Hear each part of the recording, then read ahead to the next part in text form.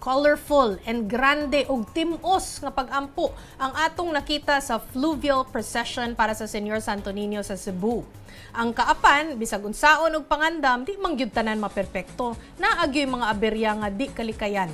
Aron ta mapasabot bahin sa happenings dito sa Pista Señor ug sa mahitabong sinulog dito sa Cebu, ato ang makauban si John Aroa. John, kumusta man diha sa Cebu ron?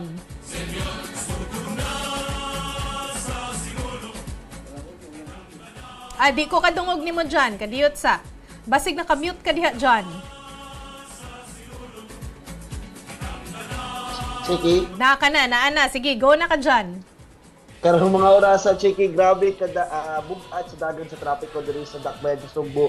Grumitin kay nagpadayon pa kining gihimo nga solemn foot procession. Usa sa pinakadako nga procession karon diri sa Dakbayan sa Sugbo sa kabahin sa kapistahan sa Batang Hesus sa Señor Santo Niño. Karon gani na stuck ta sa traffic ug naara ta sud sa Krukab samtang naghatag og update karon sa nagpadayon nga kapistahan ni Señor Santo Niño. Chiki, John, nawa lagi sama sa bawod sa dagat ang kadaghan sa mga debotong misalmot sa Penitential Walk with Mary sa Cebu. Kadlawon pa lang kagahapon, nidagsa na ang bagang duot sa mga deboto ng misalmot sa Penitential Walk with Mary sa Cebu City. Doon ay mga batang nagsulob og Santo Niño, mga kabataang nihalad og mga sayaw.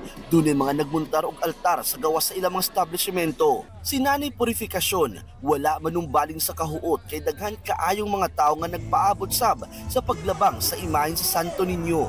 Ang iyaha daw pag-ampo para maalim ang sakit sa iyang kidney. Pumunta ako dito para makita na ko yung posisyon ni Santo Niño. Para maayos ko yung ko, dialysis ko. Saya ko, nakita ko Santo Niño. Pumunta ako dito. Kining magtiayon nga Alejandro ug Eloisa, mga balikbayan gikan pa sa Amerika, niuli aron sa butuman sa ilang panaad ug mag-ampo. So we have to travel from Miami coming here. Malayong biyahe. Taas na biyahe. Gusto na mo kabot diri sa adlaw sa Sinulog. Nga mong kuwan na nga magka-recover na siya sa iyang disability. Gikan sa simbahan sa Guadalupe, giprosesyon ang imahen sa Birhen padong Santo Niño sa Basilica Minore del Santo Niño. Diin nagpaabot ang imahen sa anak ni Birheng Maria nga sa Santo Niño. Sunod nga giparada ang duwa nga gitawag og traslasyon padong sa Mandawi City kung diin usab nagpaabot sa Sir San Jose aron matibuok ang Sagrada Pamilya. Og nipadayon ang prosesyon sa Sagrada Pamilya sa National Shrine of St. Joseph. Git-git gani kaganiha, makita na ang pagpundok sa mga security personnel sa Lapu-Lapu City, kauban mga volunteer o mga deboto, kay nagpaabot sila sa fluvial procession.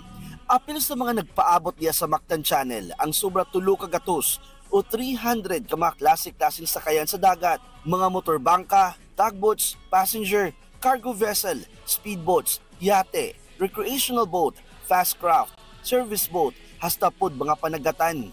Apan ang pinaka-highlight maogyod ang galyon nga mao ang MV Santo Niño de Cebu. Mauni ang official galyon nga magdala sa imahen sa Señor Santo Niño ug nilang Maria ug Jose. Sa unang pagsubang sa Bidlisyo sa adlaw, nagsugod dayon ang fluvial procession sa Mactan Channel. Naguna sa panon ang galyon ug gisundan kini sa tanang mga sakyanan sa dagat padung sa Cebu City. Sa tunga-tunga sa prosesyon, adunay usa ka tagbot ang wala tuyuang nasaghid sa barko sa Philippine Coast Guard nga kauban sa panon. Wala ra hinoy nasakitan sa maong hitabo ug nipadayon ra ang biyahe pagabot sa Pier 1 sa Cebu City. Gisugat kini sa mga tao og sayaw, ginaog ang mga imahen. Dayon gidala balik sa Basilica Minore del Santo Niño de Cebu ug didto gihimo ang reenactment sa unang Santos nga misa, unang bunyag ug unang kasal nga gihimo dinhi sa Pilipinas. Dulan 5 kagatos na katuig ang nakalabay. Okay, ibalik nato si John, kinaputol man ta ganina. John, naamang kunoy kanina no, barko nga nitapsing sa kuan sa PCG ba o sa vessel sad sa PCG. Aside from this, naa patay ubang mga aberya nga dili malikayan o di wala nalikayan? Sige sa gipahigayon fluvial parade o sa motorbangka ang nasangad. Inoon na luwas sara ang 58 ka pasahero niini ug upat ka crew. Padayon pa ng giimbestigaran sa Coast Guard ang maong insidente.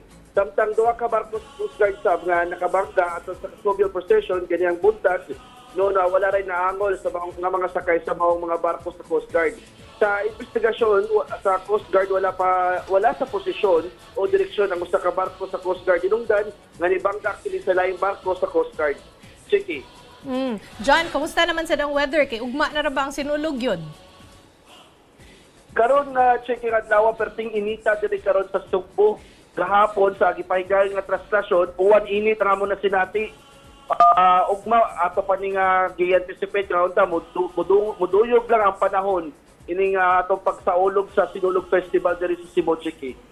Okay, daghan kayong salamat sa imong update ug pit senior kanimo John Aroa.